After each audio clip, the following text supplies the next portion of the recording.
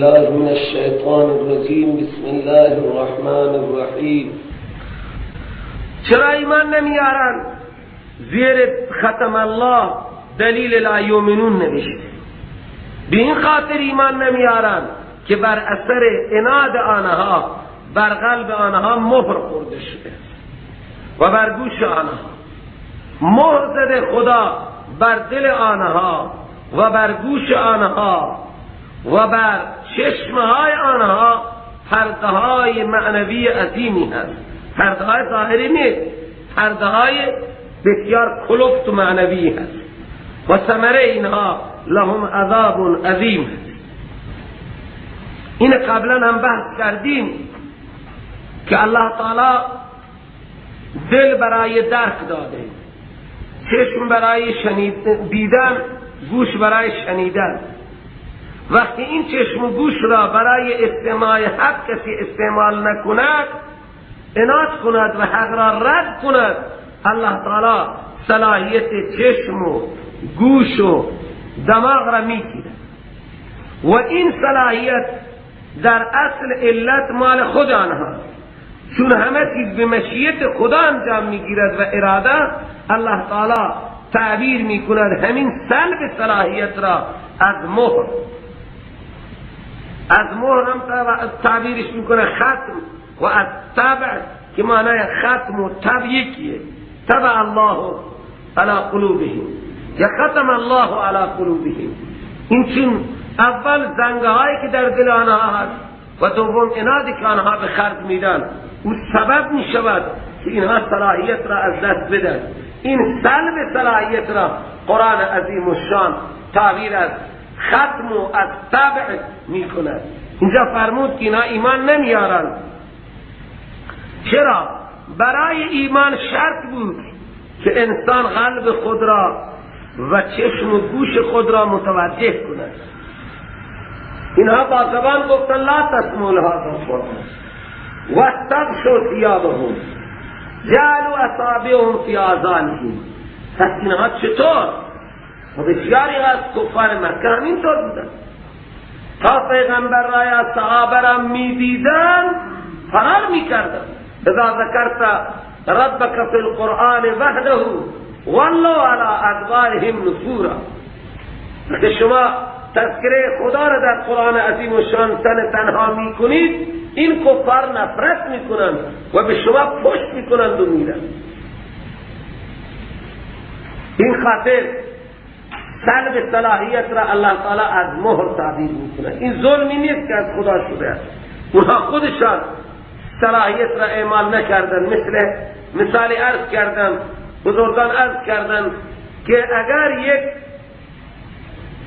دکتر دلسوزی مرض شخصی را تشخیص بده و برایش هم نسخه علاج داشته باشد، لیکن اون مریضیش را تشخیص نمیده و برعکس دکتر را دیوانه و مجنون و کاذب و مفتری بگه، خب آخر این مرض او را از پدر بیارد.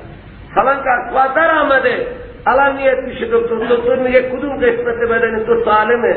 اول یک دست تو مریض بود، من میتونستم این دستت را علاج کنم، پیش اون مرض را بگیرم از قسمت دیگر. حالا در تمام بدن تو این مرض سرایت کرده و هیچ قسمت بدن تو صلاحیت نداره. پس گناه از آن دکتر نبود، از آن مریضه.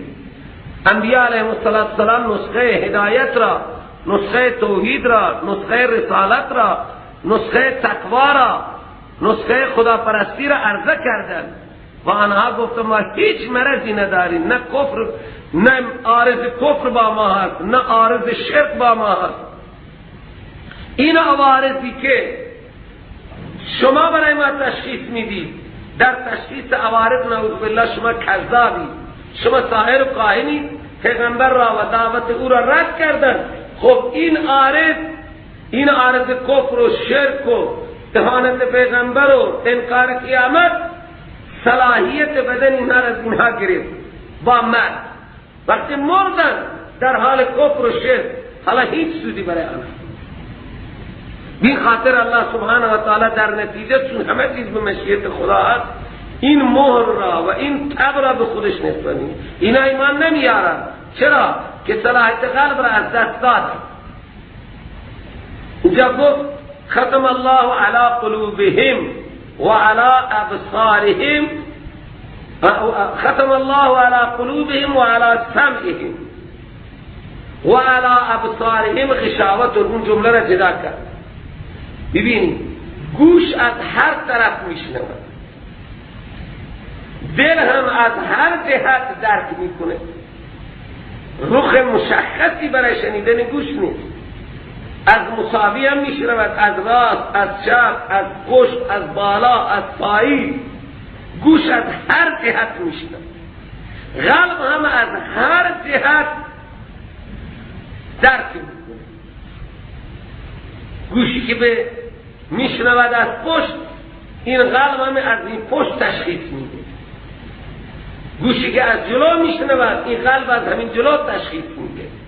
از راست و چپ هاکذا، از بالا و پایین هاکذا. گوش از هر جهت میشنود، قلب هم از هر جهت درک میکند.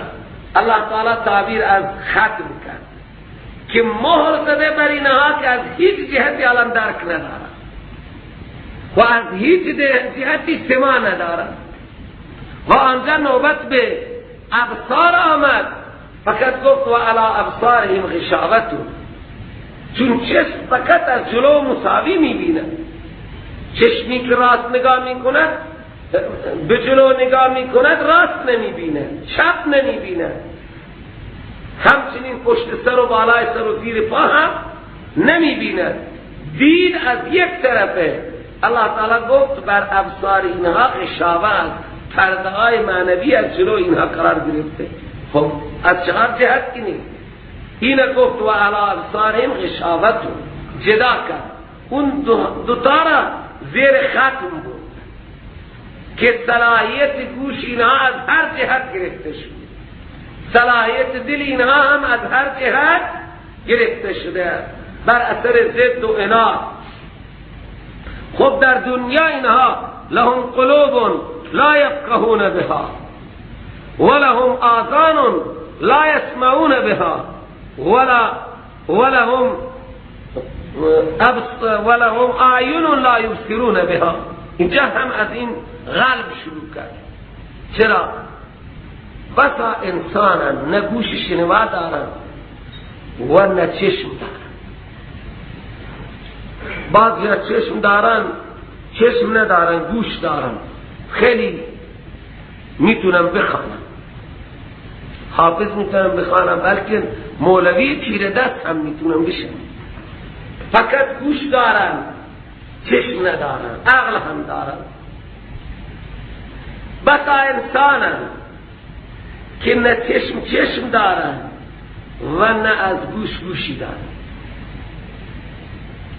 هر دو این قوة از آنها گرفته، لیکن قوت دراکه اینها زیاد، قوت دراکه اینها زیاده که آنها با عقل بسیاری چیزها را تشخیص میدن. گاهی چشم نمی بیند، گوش هم نمی شنود، لیکن کسی می آید با دستش میگی، او میره به دنبالش. نه گوش او چیزی شنید، نه چشم او دید، فقط اشاره شد، او بسیار چیزها را تشخیص میده.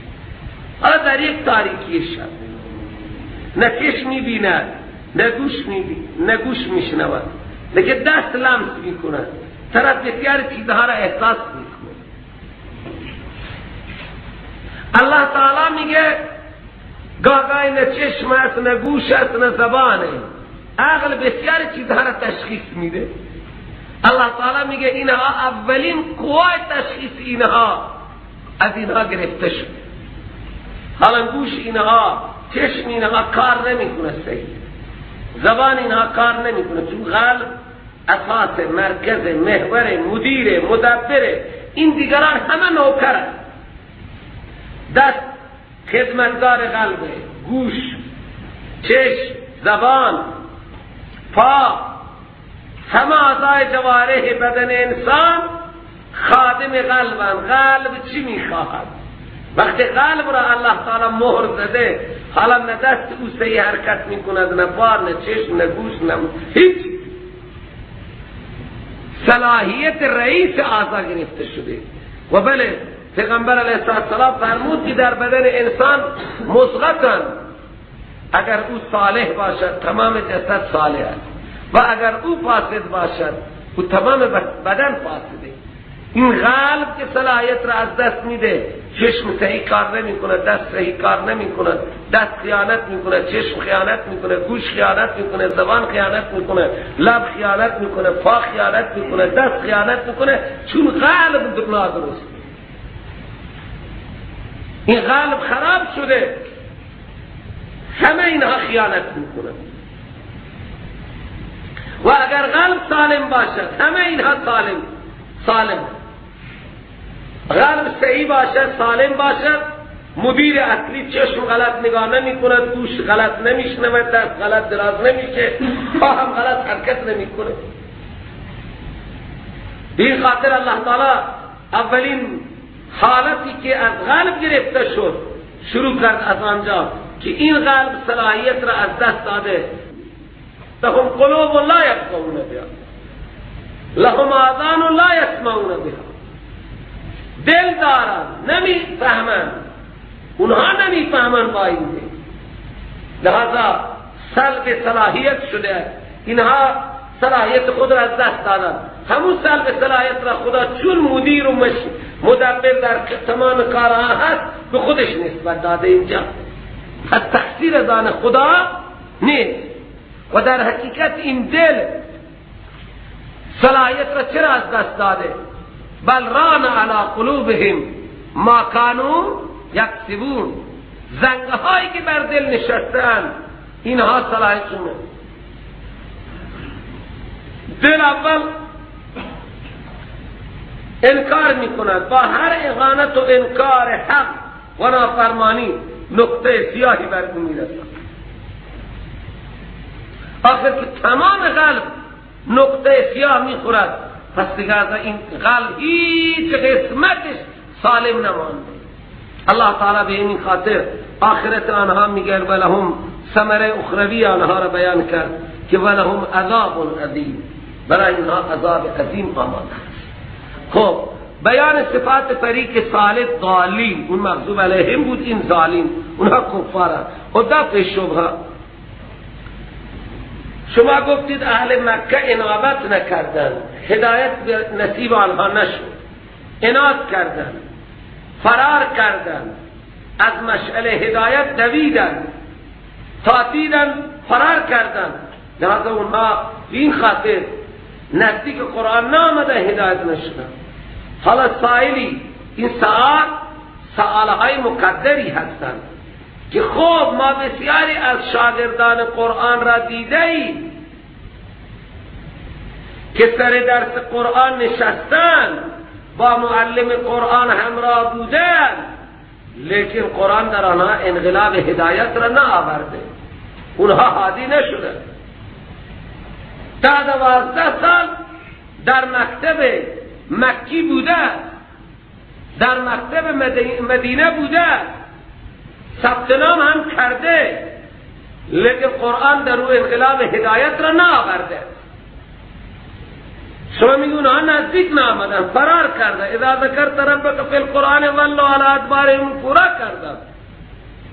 لا تسمعوا لهذا القرآن گفتن، نشنیدن و نگذاشتن برای شنیدن. خب قرآن آنها را هدایت نکردن، آنها نآمدن در مکتب قرآن ثبت نام نکردن. خب این ثبت نام کنندگان را چرا منقلب نکرد؟ اینها را انسانهای درست نکرد. عبدالله ابن سلول را درست نکرد و بسیاری دیگر از جد ابن قیس درست نکرد، فلان. اینها شاگردان این قرآن بودن. الله سبحانه و تعالی جواب اصلی را در و اذا لقوا الذین آمنوا قالوا آمنا و اذا خلوا الى شیاطینهم قالوا انا معکم میداد. لذا اینجا الله تعالی خلاصه کرد که درست اینها در کلاس قرآن آمدن، ثبت نام هم کردن، لیکن هدف آنها گرفتن هدایت از قرآن نبود. بلکه هدف آنها در کلاس درس قرآن استهزاء و تمسخر بود که تالی قرآن را، خود قرآن را، معلم قرآن را اهانت کنند، رنج کنند، ایجاد مشکلات کنند برای کلاس قرآن، برای معلم قرآن، برای شاگردان و متعلمین قرآن.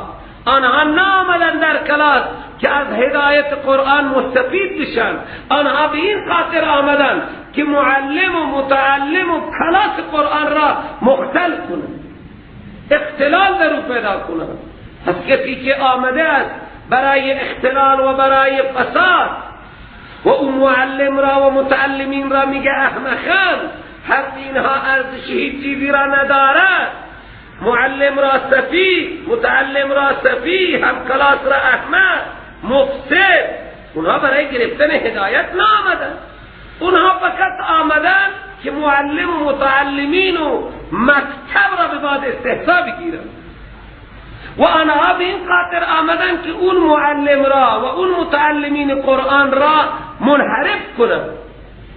برای انحراف معلمین و متعلمین اونها ثبت نام کرده بودند، ورنه اونها نآمدن که از این معلم عظیم و از متعلمین این قرآن و از خود قرآن هدایت بگیرند.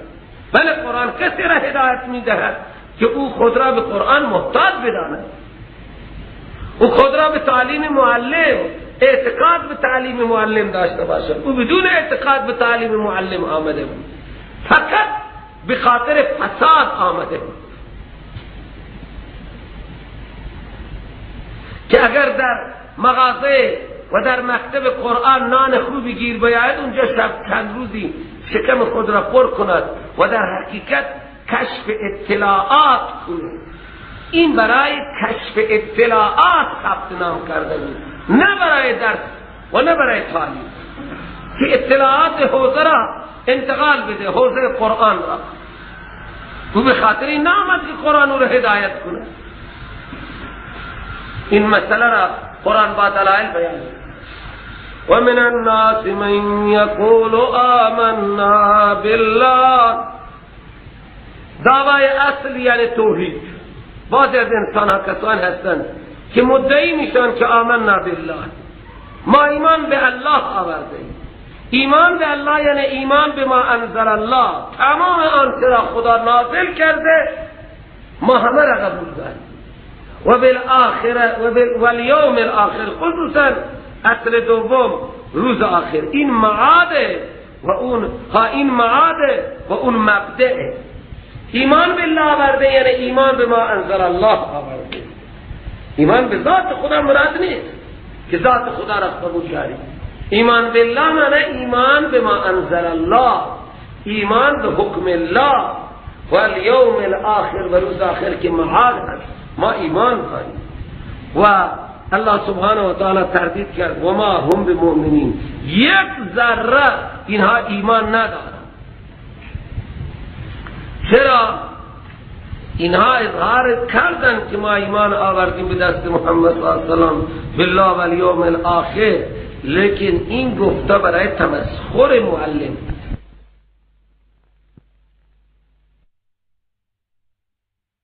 خدا را و کسانی را که ایمان آوردند و در حقیقت اینا فریب نمیدهند مگر جانهای خود را، لیکن شعورش را هم ندارند. شبهه وارد میشه سروران گرامی که خود منافقین و کفار هیچ احدی در دنیا این اعتقاد را نداشته که من خدا را فریب میدم. از چطور اینها خداوند متعال میگه یخادعون الله، با گفتن آمنا بالله و الیوم الاخر الله تعالی میگه اینها خدا را فریب میدن، الله را فریب میدن، حالانکه هیچ مشرک و کافری و هیچ ملحدی این اعتقاد را نداشته و ندارد که خدا را کسی فریب بده. هر که معتقد به ذات خدا بوده اعتقاد فریب خدا را نداشته. پس قرآن چرا میگه یخادعون الله؟ این دو جواب داده ہیں. جواب اول اینه که اینجا یخادعون الله مراد یخادعون رسول الله. اینها با اظهار آمنا بالله و بالیوم الاخر میخوان رسول خدا را فریب بده. فریب رسول خدا فریب الله هست. مثل که نماینده یک کشور را اگر کسی فریب بدهد اون نمیگن که ایران را فریب داده و ایران نام کشوریه، لیکن نماینده ایران را اگر در سازمان ملل اهانت کنن میگه این اهانت ایران شده است. سفیر یک بادشاهی را کسی اهانت کند اون اهانت اون بادشاه نشده 100%. بین خاطر یخادعون الله را معنی کردن یخادعون رسول الله و جمع کثیر از مفسرین مضاف مقدر کردن و بعضی ها میگن که نه یخادعون الله تفسیرش والذین آمنو هست. وای والذین آمنو تفسیریه، اینها فریب میدن خدا را یان مؤمنین را. چرا فریب مؤمنین را خدا فریب خودش میگه یا فریب رسول را فریب؟ رسول نماینده مستقیم خدا هست و مؤمنین به واسطه پیغمبر هم نمایندگی دین خدا را دارند. بین خاطر الله تعالی فرمود فریب المؤمنین فریب الله. الله ولی الذین آمنو هست، الله ولی مؤمنین است، دوست و کارساز مؤمنین است. فریب مؤمن فریب الله پس تفسیریه. و اون طرف الله تعالی می فرماد در حقیقت فریب نمیدهند اینها مگر خویشتن را، لیکن شعور را هم ندارن که ما خود را فریب میدیم. چرا؟ که نتیجه خدا در دنیا فضیحت و در آخرت عقوبت. اینها شعور نتیجه را که آخرت به ما عذاب میرسد این شعور را ندارند. عدم فهم صحیح و نفی شعور حیوانی. ببین عقل قرآن نگفت که و ما یعقلون، گفت و ما یشعرون.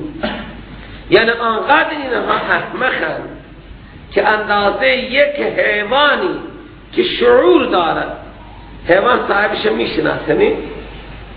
حیوان محل خدمت خود را میداند که در جلوی کدوم خانه و کدوم شخص من خدمت کرده و این حیوانات کاملا خدمتگزاران خود را میشناسند، به هر شکل و به هر لباسی بیان میشناسند.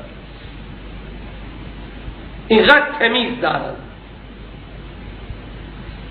حیوانات. الله تعالی میفرماید اینها آنقدر صلاحیت را از دست دادن به خاطر اهانت پیغمبر و مؤمنین که اینها از همون شعور حیوانی هم افتاده است. شعور حیوانی هم ندارد. حیوان عقل ندارد، شعور دارد. ندارد حیوان شعور؟ 100% شعور دارد. الله تعالی میگه اینا کاملا بی شعورند. قوای اینها از بین رفته که اینها تنها با زبان خواستند خدا را و مؤمنین را فریب بدهند. اینها کاملا بی شعورند. مگر اونها نمیدانند که الله تعالی پشتیبان مؤمنین است. الله ولی الذین آمنو هست، یخرجهم من الظلمات الی النور هست، والذین کفروا اولیاءهم الطاغوت هست. خب چرا اینها این دغابازی را میکنند؟ الله تعالی میگه فی قلوبهم مرض، در دل اینها مرض. این مرض در دل آنها قرار دارد و خدا این مرض آنها را فزادهم الله، برای اینها الله تعالی اضافه کرده مرض را.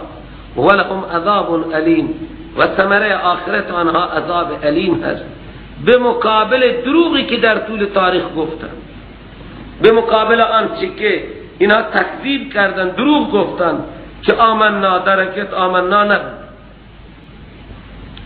کذبن ادعای ایمان دارند به خاطر این دروغ. ما مصدریه هست و جمله کانو یکذبون را به معنی مصدر میکنند. به خاطر تکذیبی که اینها در طول تاریخ کردند، الکی آمنا بالله و بالیوم الاخر گفتند، در حقیقت ایمان نداشتند. خب اینجا یک اعتراض که مرض در دل آنها چه مرضی؟ آیا مرض حسی است، قلب آنها مریضه، یا مرض معنوی هست؟ بعضی هم میگن این مرض مرض معنوی هست، یعنی حضرت پیغمبر علیه السلام دارد که در دل اینها مرضه، پس که خدا مرض جمله خبر مرض حسد داشت روز یک فتح و فیروزی و یک پیشرفتی در دین پیدا می کردن، خب ترقی محسود حاسد را میزنه، آخر این به چی می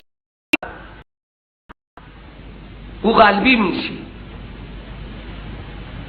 چون هر اطلاق کنه اینها که ناسیحین اونا جمله‌ای به کار برد، معنای این جمله که ما با شما نعوذ بالله مفسدی، وقتی میگیم ما این تکت کننده ما دیگران ندارن، این سیاست بله وقتی بالارض کردن، خب این گویندگان چی بودن؟ مفسر میگن اینها مهاجرین و انصار، رسول الله مهاجر و انصار دوتایی، انصار همونایی که قبلا به تورات انجیل ایمان دارن، و بعضی میگه این ناسیحین علمای اهل که به اسلام کردیم، اینها چه ناسیحین صحابه گویا اینها میشود فساد اینها چی بود که صحابه اینها را مانع میشدن؟ فسادی که برای صحابه مشخص میشد ارتباط با یهود و نصارا بود. اکثر منافقین یهودی بود، عرب خیلی کم منافق شد، اهل مکه هیچ زمانی منافقت. چرا این منافق ها پیدا شدن؟ وقتی دیدن سیطره اسلام را، میدان بدر و احد وقتی گرم شد و احزاب، بعد از احزاب دیگه اونهایی که در مدینه منوره بودن و اونهایی که حول و حوش مدینه بودن، بعد از ضربه بنو قریظه و بنو نذیر، لحظه یهودی ها دیگه ناامید شدن که این محمد در حال مغلوبیت نیست، در حال ترقی و غلبه هست، لحظه برای بقای جان خود و مال خود و وطن خود اینها آمدند و اظهار آمنا بالله و بالیوم الاخر کردند. خب اینجا آمنا بالله اول روز هست، اول روز آمدن بسم الله الرحمن الرحیم آمنا بالله و بالیوم الاخر سبق گرفتن و سبق یاد کردیم لا اله الا الله محمد رسول الله محمد رسول الله. لا اله الا الله محمد رسول الله. سکته میکنه برای چی؟ که جان خود را، مال خود را، وطن خود را، خانه و کاشانه خود را حفظ کنند. و بعد وقتی از اینجا فرصتی خلاص میشد، اینها را در دکان کعب ابن اشرف میدیدن، اینها را در مجلس یهودی ها میدیدن، رابطه اینها برقرار بود با سردمداران یهود. صحابه گفتن بابا این دورنگی یعنی چه؟ در مجلس پیغمبر آمدید آمنا گفتید، حالا با دشمنان پیغمبر، با حاسدین پیغمبر، با کسانی که تصمیم جنگ با پیغمبر دارند، شما همراه و هم کتارید، هم مجلسید. در اون محله‌ای که دشمنان پیغمبران، در بنو قریظه و بنو نذیر شما دیده میشید، در مجلس‌های آنها شما شرکت کرده دیده میشید. این دو رنگی فساد هست، این فساد را نکنید. آمنا بالله و بالیوم الاخر، این به منزله شیر و ارتباط با دشمنان آمنا بالله و بالیوم الاخر نشست و برخاست به منزله ادراره. شما در یک ذره هم میخواهید شیر بگذارید و هم میخواهید ادرار بگذارید. ایمان منزله شیره و کفر به منزله ادراره. شیر را و ادرار را در یک ذره قرار دادن مگه این فساد نیست؟ فساد به چه چیز میگه؟ فاسد کردنه. این آمنا شما را ارتباط با کفار فاسد میکنه. کفاری که حربی هن. صحابه بینها میگفتن لا تفسدوا فی الارض، آنها زیر لب با کلمه سیاسی که انما کلمه حصر جزئی نیست که ما این اصلاح کننده، یعنی تعریض کردن که مفسد شمایی. در مکه دو دستگی پیدا کردی، آمدی در مدینه حالا دو دستگی پیدا کردی، پدر را با پسر، پسر را با پدر. اصلاح ما میکنیم، هم میخوایم بین شما و ابو جهل ارتباط برقرار بشه، بین شما و ابو سفیان که در مکه سردردنگی دارد ارتباط برقرار بشه. ما در پی ارتباط را برقرار کردنیم. همین امروز اکثر مسلمان خوب نزد بوشکیه که شکلش مثل بوش باشد، مرامش مثل بوش باشد، سر سفره مسلمان شراب باشد، گوشت خوک باشد، رقص زن و مرد در یک مجلس باشد، در یک تالار، در یک دانشگاه زن با مرد متصل بره بشینه. بله باشد مسلمان. این نظام را خدا قبول نداد. صحابه این اختلاط بین کفر و ایمان که آنها در پی بودن که منافقها در همین پی بودن که پیغمبر و صحابه را وادار میکردن که شما باید سازش کنید، جهان با تو نمی سازه، تو با جهان می سازه. و خدا به پیغمبر گفته بود از این کفار فاصله بگی. یا ایها النبی اتق الله ولا تطع الکافرین والمنافقین. حرف کافرها و منافقین را درباره این که شما مقدار کفار را تایید بکنید و کفار شما را حق ندارید. ایمان معنیش اینه نخلا و نترک من یفترو. مومن باید از کافر فاصله بگیره. کفر کافر را در دنیا یک شیء نجس معرفی بکنه. این نیست که سکوت کنه به قول سبک ابلیس، عیسی به دین خود و موسی به دین خود. ما این سبک را نداریم. ما این سبک را داریم که شما دعوت و تبلیغ کنید به طرف خدا. قم فانذر و ربک فکبر و ثیابک فطهر. و بعد هم که دستور جهاد آمد. جهاد معنیش چیه؟ با کفر سازش نکن.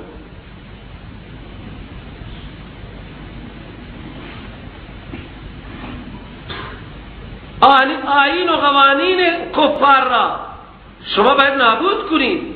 کافر بی حجابی میخواد شما حجاب بگید، کافر بی نمازی میخواد شما بگید نماز. کافر کجا میخواد که نمغه عصر که نماز بخوانید؟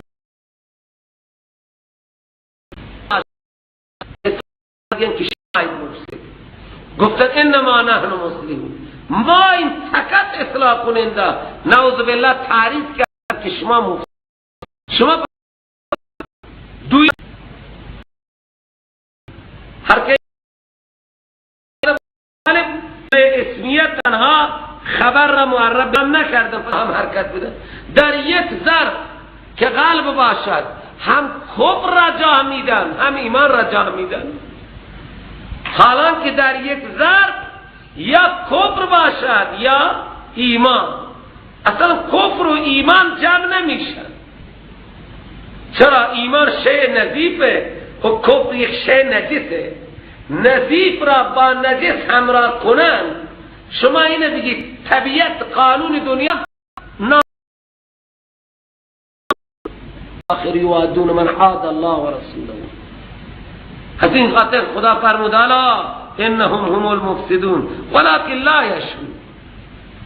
کاملا بیشعورن که پیغمبر را و صحابه را نعوذ بالله احمق و بی عقل میگن.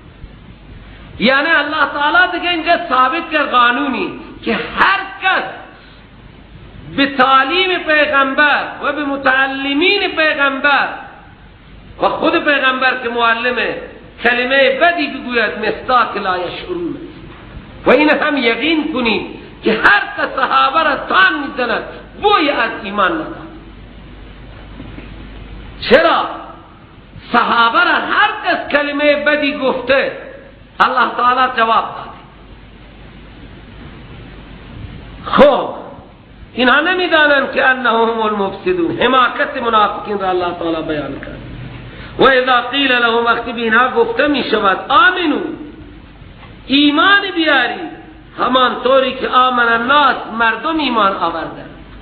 مراد از مردم صحابه هست. ایمان مثل صحابه بیاری، به خاطر ایمان همه آن چیزهایی که با ایمان ضدن بگذارید دیگه.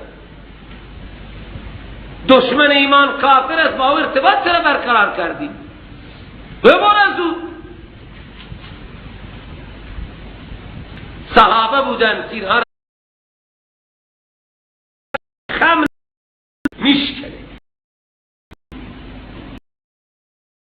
خمیر معلم قرآن را، نماینده خدا را، شاگردان رسول خدا را احمق میگن.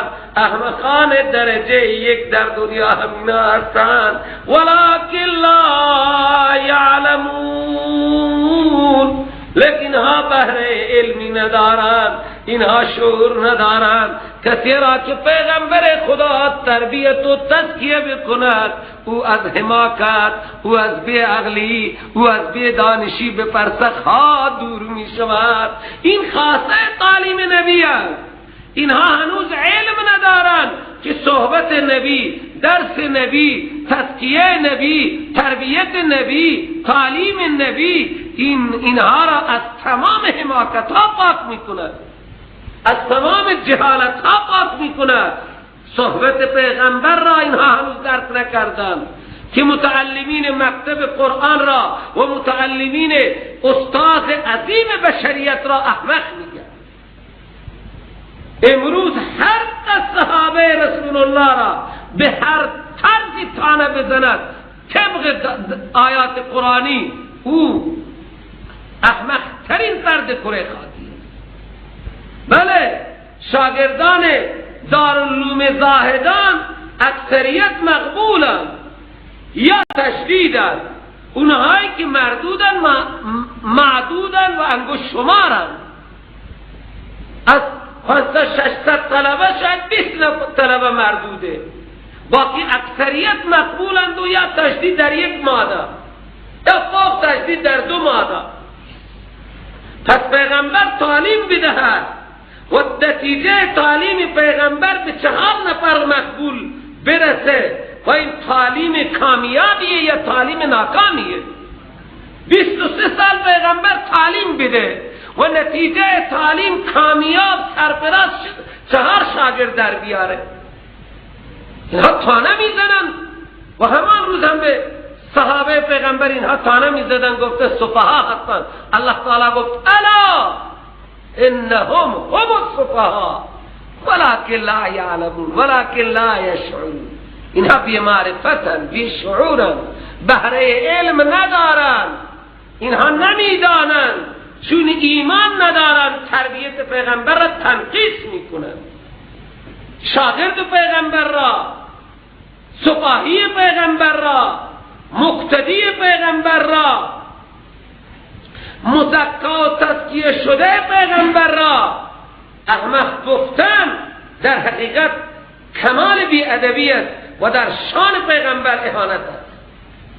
چطور کسی را پیغمبر تربیت بدهد و عقل نداشته باشد؟ حالا یک مرشدی، یک شخصیت تاریخی بشری بگن همراهان خوبی ندارد، برای امت هست یا نوعی مذمت ہے؟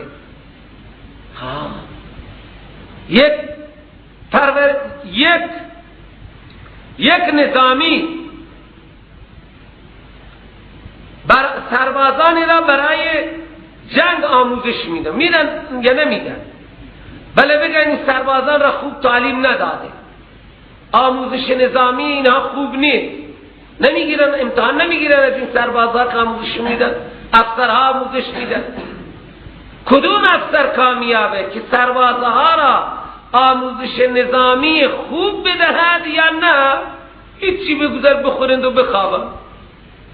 اون افسر آموزش دهنده برنده هست، مدال میگیرد که وقتی اونهایی که بالاتر از اون بیاند از اون سربازها امتحان تیراندازی بگیرن، تاپتازی بگیرن، در به اصطلاح مانمره ها ببینن که این سربازها چقدر بلدن، تحسین میشه سرباز یا اون افسر معلم یا مذمت میشه. وقتی در سرباز یک صلاحیت ببینن به صلاحیت اون آموزش دهنده بر نمیگردد.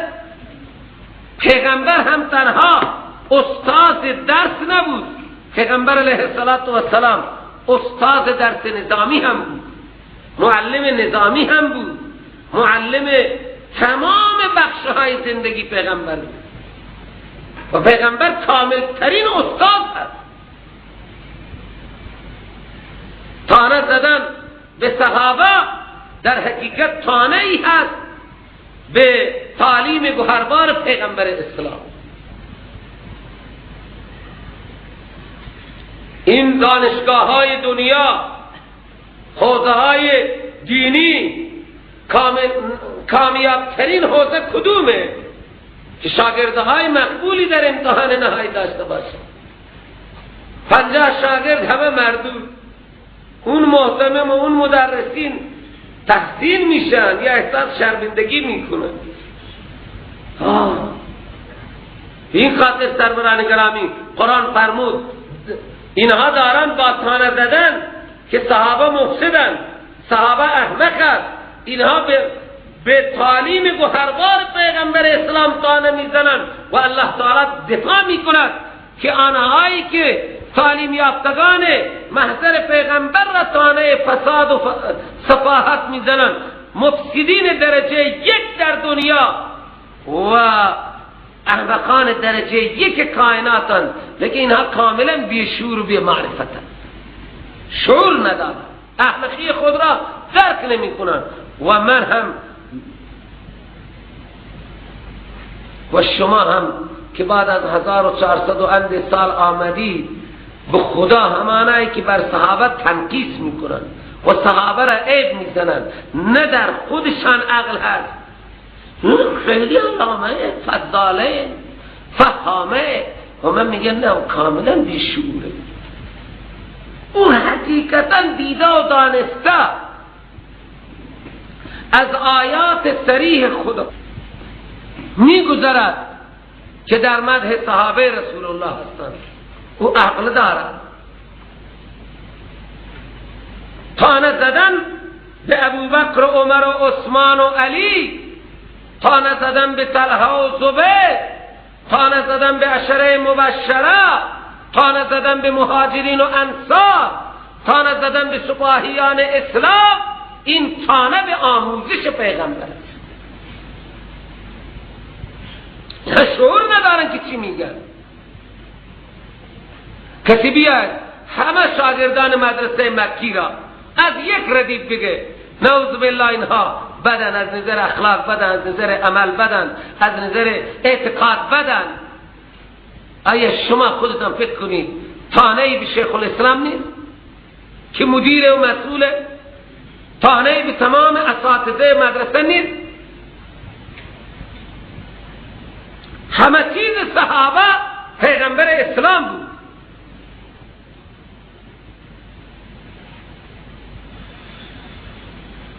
و صحابه چنان آمدن، از آب در آمدن آخر کار که الله تعالی شاهد رسالت پیغمبر صحابه را مطرح کرد. محمد رسول الله والذین معه اشداء علی الکفار رحماء بینهم تراهم رکعا سجدا یبتغون فضلا من الله و رضوانا. محمد رسول خدا هست. چرا؟ اونهایی که با او معیت دارند، در آموزشگاه پیغمبر ثبت نامند، در صفاه پیغمبر ثبت نامند، آنها اشداء علی الکفار هستند. با کفار که دشمنان خدا و رسولان هرگز آنها سازش ندارند. اشداء با هم کلاسی های خودشان چطورن؟ رحماء بینهم، بسیار رحمت و رافت دارند. و بعد فرمود معامله که اینها با خدا دارند، خب این معامله با خلق، با دشمنان خدا سخت و زشت و با دوستان خدا بسیار رحمدل. چه کسی میتواند در یک وجود هم شدت را تربیت کند و هم رحمت را تربیت کند؟ میشه که بوشه ها ارتش خود را خونخوار تربیت کند، بی رحم تربیت کند، و میشه یک مرشدی صوفی تربیت کند، صوفی صاحب. بذار فکر بکنید، با کار کسی کار نداشته باشد. این فقط پیغمبر بود در دنیا که یک انسان را هم شدید تربیت کرده و هم رحیم تربیت کرده. غیر از پیغمبر دیگه کسی نمیتواند تربیت کند. هیچ خیلی برای شما بخوانند و بخوانند شما را صوفی صاحب به بار بیارند، یا شما را خوب دلیر به بار بیارند. لیکن یک شما هم صوفی باشید و هم دلیر باشید، او پیغمبر فقط تعلیم داد. رحیم هم تعلیم داد، شدید هم تعلیم داد، رحما تعلیم داد، اشدا هم تعلیم داد. لیکن اینها قدرت غضبی را در یک جا اعمال نمی کردند. بر دشمنان خدا قوت غضبی را، شدت را اعمال می کردند و بر دوستان خدا، الله ولی الذین آمنوا، بر دوستان خود اون قوت رحمت را اعمال می کردند. سبحان الله، این تعلیم چقدر قوت دارد. و همچنین معامله با خدا اینها دارند. تراهم رکعا سجدا، این رکوعها و سجده های طویل و عریض را برای دیدن پیغمبر نمی کنند، برای این نمی کنند که پیغمبر ما را محبوب قرار بده. در این سجده ها و رکوع های طویل و عریض اراده پست و مقام ندارند. یبتغون فضلا من الله و رضوانا، طالب رضای خدا هستند. صحابه را الله پیغمبر خدا طالب رضای خدا کرد، از شدت و حدت و همچنین از رحمت آنها طالب رضای خدا بود. اون مسئله معروفی است که وقتی یک کافر را حضرت علی رضی الله تعالی عنه به زمین میزند، او بر چهره مبارک اهانت میکند، آب دهن میاندازه، حضرت ویلش میکند. چرا؟ گفت اول تو را برای خدا میزدم و الان سهم نفس من میشه. من تو را برای خودم که نزدم به زمین و من برای خودم تو را نمیخواهم از پا در آرم. الان معلوم میشه که قسمت نفس منه. کی در چنین دنیا چنین سربازی تربیت کند که دشمن مغلوب را میگه چون سهم نفس من میشه تو را رها کرد؟ کی در دنیا چنین سربازی نشان میده؟ این شاگرد پیغمبر است صلی الله علیه و سلم. بعد از این مقدمات و تمهید که اینها ثبت نام در قرآن کردن برای اهانت، برای اینکه کلاس قرآن را مختل کنند، استاد قرآن را نعوذ بالله و متعلمین قرآن را احمق به جهان معرفی کنند، ما رفتیم در این کلاس، ما رفتیم در این کلاس، هیچ فایده‌ای نبود. این ترجمه تحت و لفظی می کرد و نه از تفسیری حوالا، نه از دیگه استدلالی. به هر حال برای اینکه این کلاس را بی رونق در دنیا معرفی کنن آمدن. ما رفتیم در این کلاس، در کلاس محمد هیچ خیری نیست، نه اخلاق است، نه ادب است، نه احترام است، هیچ چی نیست. ما رفتیم که اونها را یک مسخره بکنیم. الله سبحانه و تعالی میگه شما برای مسخره آمدید، خدا هم شما را مسخره میکنه. شما را میاره در کنار جنت، در جنت را میبنده سر و فهمید.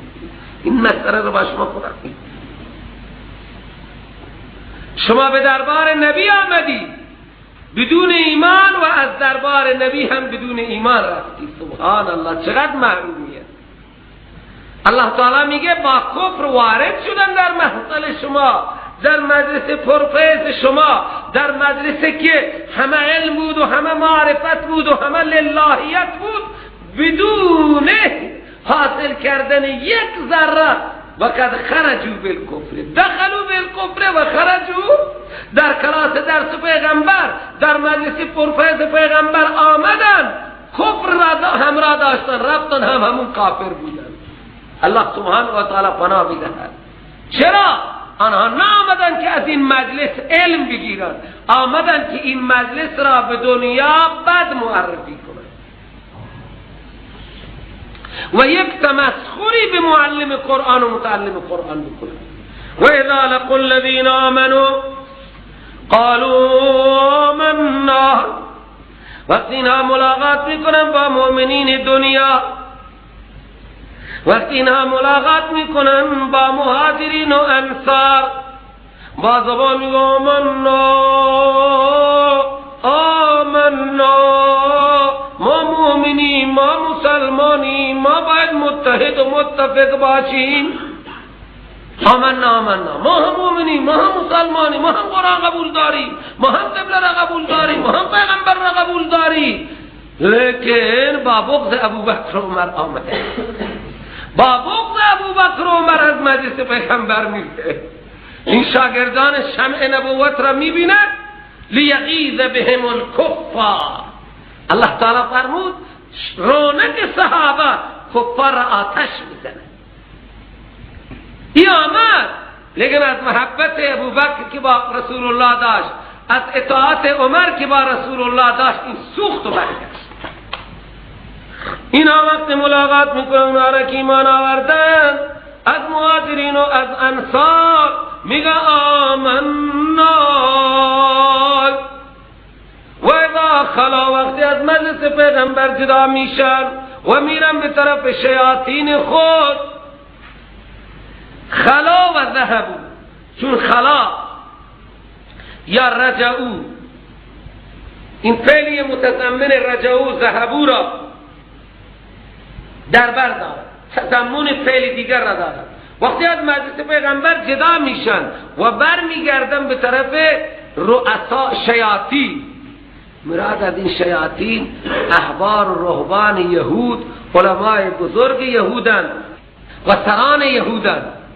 الله تعالی این شیطان میگه سبحان الله، خدا هم گاگای تند حرف میزنه، از کسی دست نداره.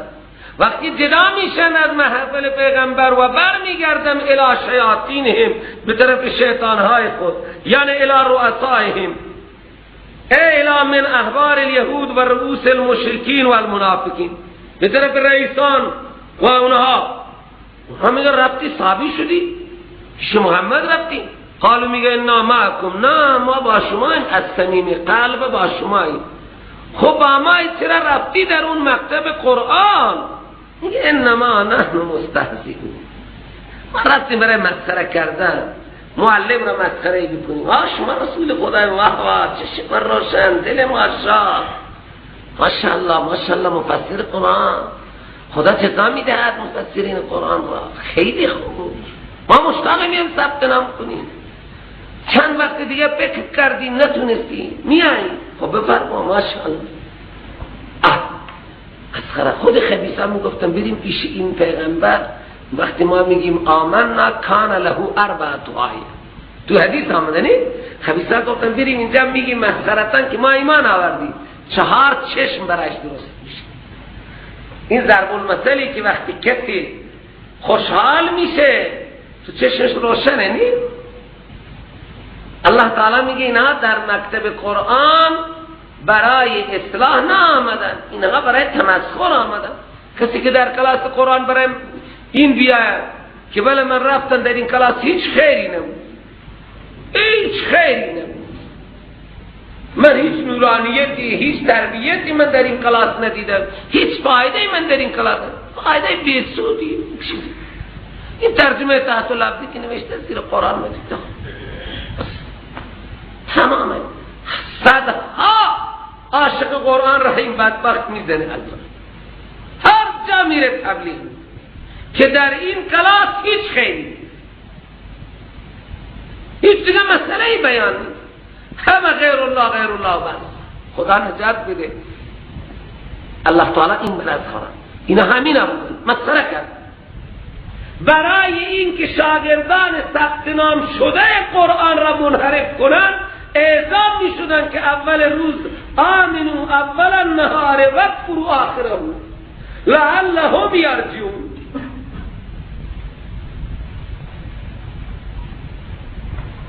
این خاطر این هدفه، اینا برای استهزاء آمدن. اگر قرآن اینها را نساخته اینها قرآن را استهزاء کردن، معلم قرآن را استهزاء کردن، متعلمین قرآن را استهزاء کردن.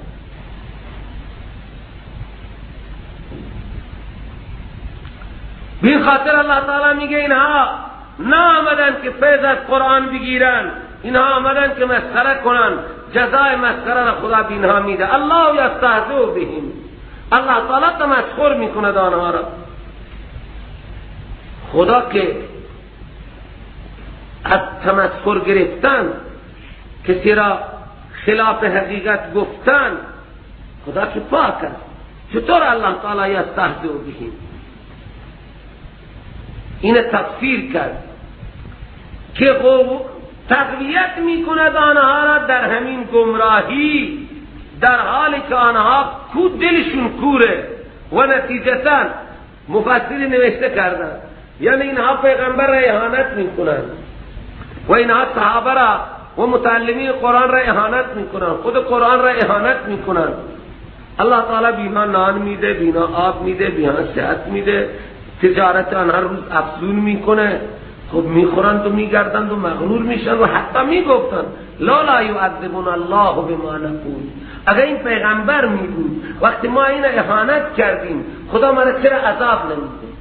الله تعالی گفت من اینها را مسخره میکنم، چند صباحی بهشون خدمت میکنم، میدم، بعد زیر گرزان قرار میدم. مثل اینه یک انسانی دشمن خود را میبره، کبابه،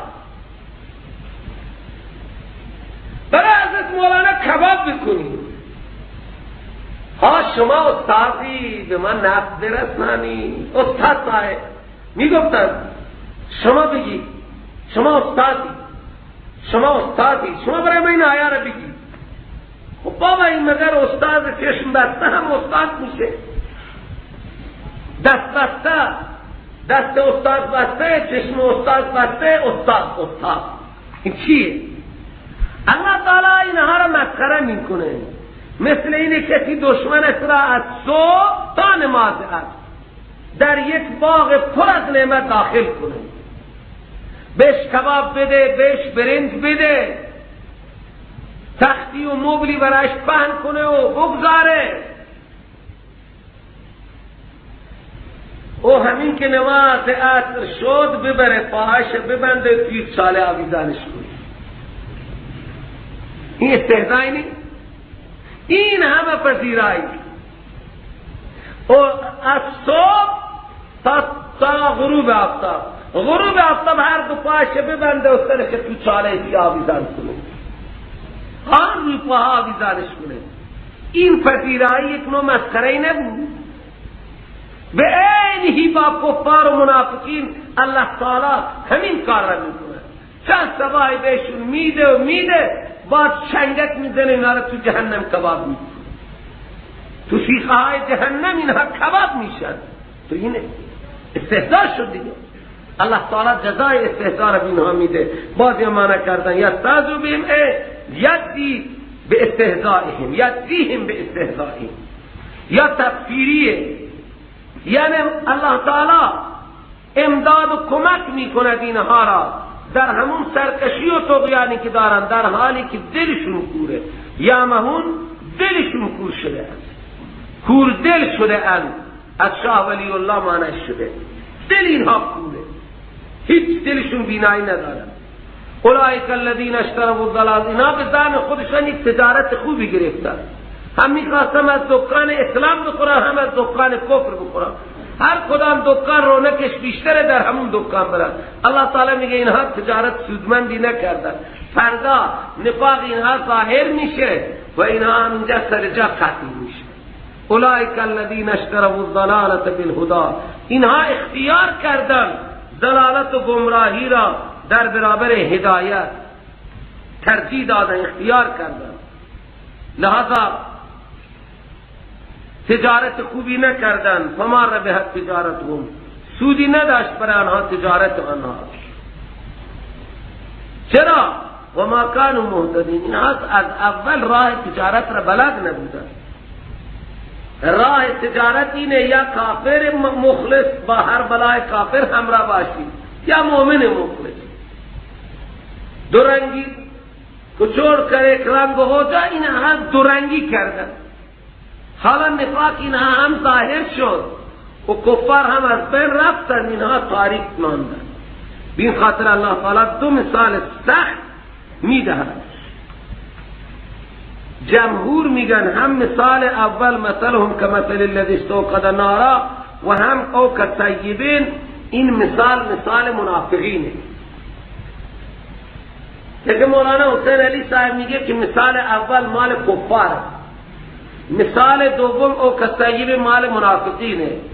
مثال کافرها مثل اون انسانهایی هست که اون انسانهایی که آتش روشن میکنن، تاریکه، این آتش خوب اطراف خود را روشن میکنه، تا فاصله ها اینها میبینن، لیکن در این روشنایی آتش آنها فکر تاریکی را نمیکنن که انتظام کنن، رخت خواب خود را فهم کنن، عرض به خدمت شما ببینن راه را تا کجای چاه و چاله را نگاه کنن. اینا وقت آتش روشن بی خیال نشستن. حالا یک دم آتش اینها را باد سنگینی و طوفانی از بین میبره. حالا اینا تو تاریکیه، نه راست میبینند و نه چپ، جز حیرانی و حسرت هیچ چیزی نیست. این کفار مثالشون به اون انسان ها تشبیه که در روشنایی آتش اونها فکر تاریکی را نکردن، حالا ماندن تو تاریکی، نه راست میبینن نه چپ. اینها کر و گنگن، همانطور قرآن گفت که اینها صم بکم عمیون فهم لا یرجعون، اینها از کفر به طرف ایمان بر نمیگردن. مولانا میگه این مثال مال کفار هست. من به طریق مولانا معنیش میکنم. حالت عجیبه، مثل به معنی حالت عجیبه. حالت عجیبه این کفار مثل اون کسی هست که آتش را روشن میکنه. اینجا اندماجه و در آنجا مردهای نشسته هم. اون مردها استفاده از روشنایی این آتش نمی کنند. استوقده به معنی اوقده هست، این برای طلب نیست. پس وقتی که این آتش روشن می کند ماحوله اطراف خود را، یعنی فواید جسمانیه مالیه حاصل میشه. تو ذهب الله بنورهم، میبرد محرومی از فواید به ظهور نفاق، میبرد الله تعالی نور آنها را و میگذارد آنها را در تاریکی ها که اصلا نمیبینند آنها اطراف خود را، نفع و نقصان خود را نمیبینند. هم این مبتدا هست، اینها کرن، اینها گنگن، اینها کورن. پس از کفری که دارن به طرف ایمان بر نمیگردن. این مثال کفار هست. اون انسانهایی که آتش روشن میکنن و آنجا کسانی نشستن باید از روشنایی این آتش استفاده میکردن. از روشنایی آتش این نشستگان دور بر آتش استفاده نکرده، آتش را خدا برد. حالا اینا تو تاریکیه. کفار به اینی همینطور بودن. شمع نبوت و رسالت روشنایی می انداخت در مکه و در حول و حوش مکه. بسیاری از این آتش استفاده کردن، از این نور استفاده کردن. بعد الله تعالی این روشنایی را از مکه به مدینه منتقل کرد. حالا اینا تو تاریکی محض. مثال اینها مثل همون صاحبان آتش. پس اونها جمهور اینجا میگه که اندماج نیست. پس الذین استوقده به معنای الذین، الذی به معنای الذین، به دلیل اینکه ضمیر ترکهم بنورهم لا یبصرون به طرف او برمیگردد، ورنه ضمایر مرجعی ندارد. جمهور میگه حالت عجیبه این کفار مثل آن کسانی هست که آتش روشن کردن. لفظ الذی مفرد معنای الذین را میدهد و در قرآن مجید جای دیگر هم الذی مفرد به معنای الذین آمده است. خودتم کالذی خاضوا، خودتم کالذی خاضوا، اونجا کالذی به معنای الذین خاضوا، چون خاضوا جمع، الذی مفرده، پس معنای جمع را میده. مثال این کفار مثل اون انسان ها هستن که آتشی روشن کرد. وقتی آتش اطراف خود را روشن کرد یعنی فواید رسانی، باز خدا این آتش را برد و اینها در تاریکی ماندن. کفار به اینی همینطور. او کطیبین، این مثال فریق ثالث است. مثلهم اینجا هست مثل یک باران شدیدی، مثل باران شدید اینجا مضاف هم مقدره. مثال این منافقین مثل اون انسانهایی هستن که در یک باران شدید قرار دارن.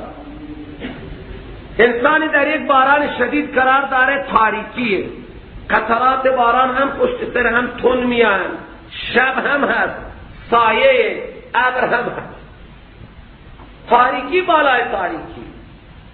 لیکن گاگای برق میزنه. چی میزنه؟ این برق وقتی میزنه به فاصله 200 متر انسان برایش مسیر مشخصه که چاله، چوله، کوهی، درختی جلوی من نه. مثلا اینقدر تا این دیوار تا اون آخر کوچه شاید مسیر کاملا برای انسان مشخص میشه. خب برق که زیاد روشنایش طولانی نیست. خب وقتی تاریک بشه یک انسان عاقل مسیر خود را تا 50 گام، 50 متر، 100 متر او تخمین میزنه و توی تاریکی هم میره. بعد وقتی برق میزنه 50 متر منطرفتر مسیر برای خودش مشخصه. خب آخر این انسان به یک پناهگاهی به جایی به خانه میرسه. لیکن یک انسانی که در این باران شدید قرار دارد فقط موقع برق گام بر می دارد. وقتی تاریکی میاد میسته. این کجا میرسه؟ برق مدتش خیلی کمه، طولانی نیست، این به جای نمیرسه. این منافق ها سبحان الله قرآن عظیم الشان و تعالیم گوهر اخبار پیغمبر تشبیه داده شد به اون باران، باران بسیار شدید. خب توی این باران شدید رعد هم هست، صدای مهیب، رعد همون صدای مهیب را میزنه، برق هم هست. انسان عاقل که توی این باران قرار گرفته باید وقتی صدا را شنید دستها را در گوش قرار بده و چشمها را ببنده یا گوشها را باز کند تا صدا را تشخیص بده و چشمها را باز کند تا مسیر خود را مشخص کنه. لیکن این انسانی که در این باران شدید قرار گرفته و در آن رعد هم هست و برق هم هست، او دستها را در گوش خود خوب فشار داده که من صدای رعد نشنوم و چشمها را هم بسته که برق بر چشمهای من ضربه چیزی وارد نکنه. این انسان کجا میخواهد برسه؟ فقط در روشنایی یک گام حرکت میکنه، وقتی تاریک شد سر جا میسته. این انسان به هیچ جایی نمیرسه. پس این تعالیم پیغمبر مثالش یک باران است. باران بسیار شدید. خب تو این باران رعد هست، وعید بر کفر و نفاق هست که اگر دست از کفر نکشیدید چنان و چنین میکنن، دست از نفاق نکشیدی ها کذا.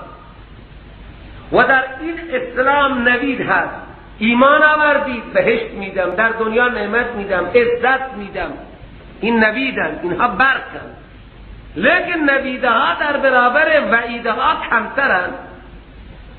این منافقان مثل اون صاحب باران، اگر شیرینی میبینن که خیبر فتح نانو که گیر می آید بیسکویتی حاضرم با شما میان پیغمبر. و اگر جایی که خطرات هست به مکه میریم و در مکه خطرات هست اینها می ایستند. این خاطر الله تعالی میگه اینهایی که در روشنایی فقط میخوان حرکت کنن و در شدائد و مشکلات اسلام را ویل میکنن، اینها به مقصد نمیرسن. باید این صاحبان باران هم در روشنایی راه برن و هم در مشکلات.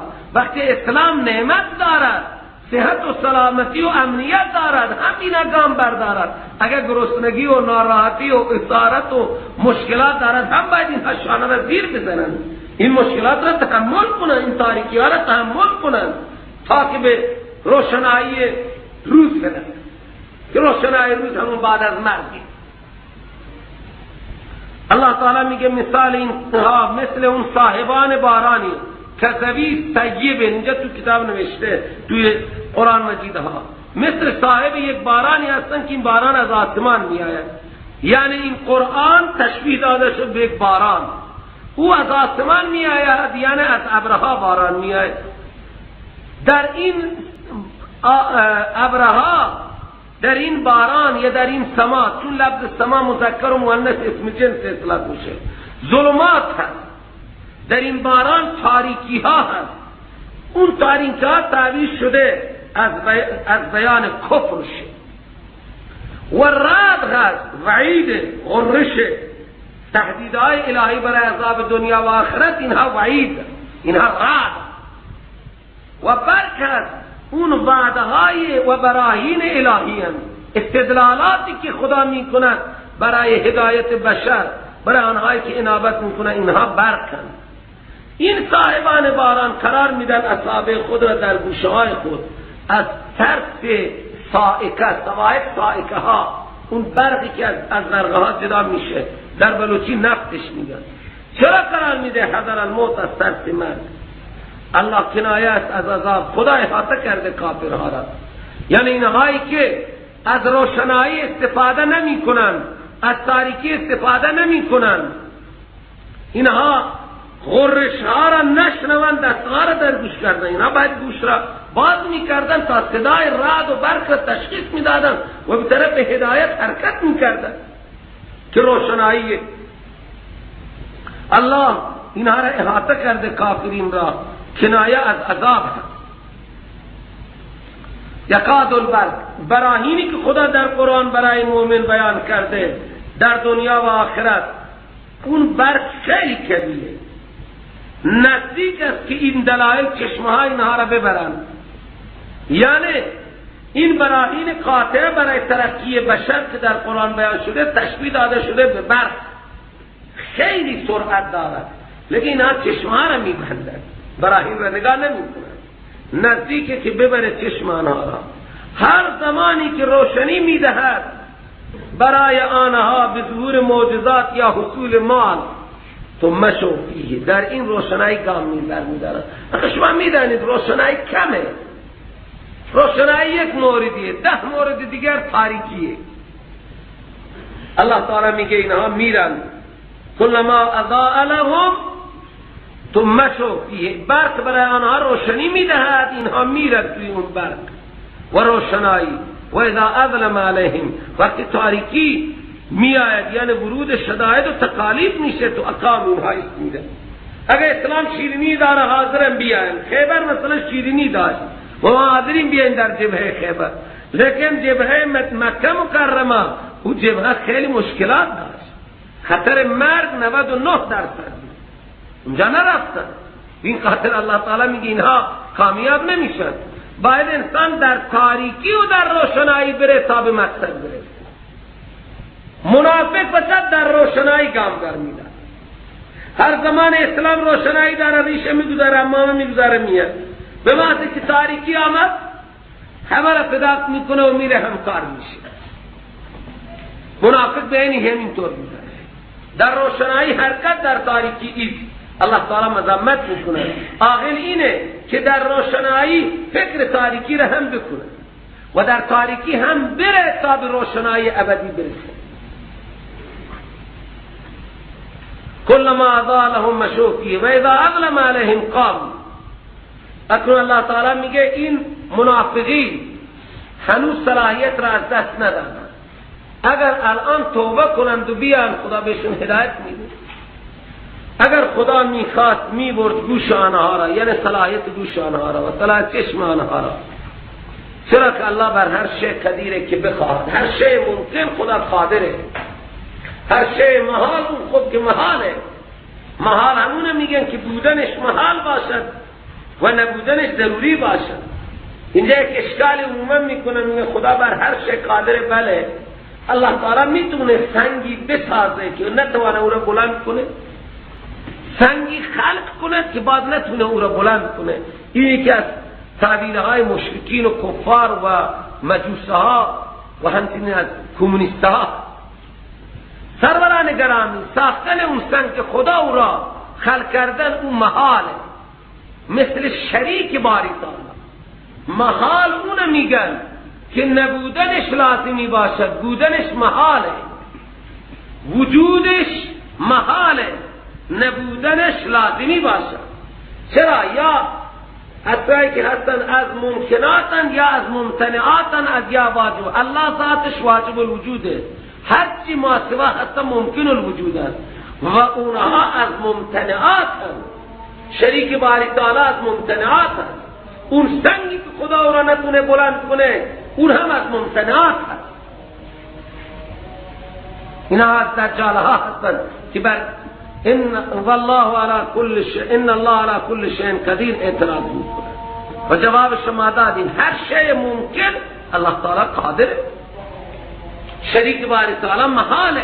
محال معنیش همینه که نباید وجود بیاید، از ممتنعات هست. و آخر دعوانا ان الحمد لله رب العالمین.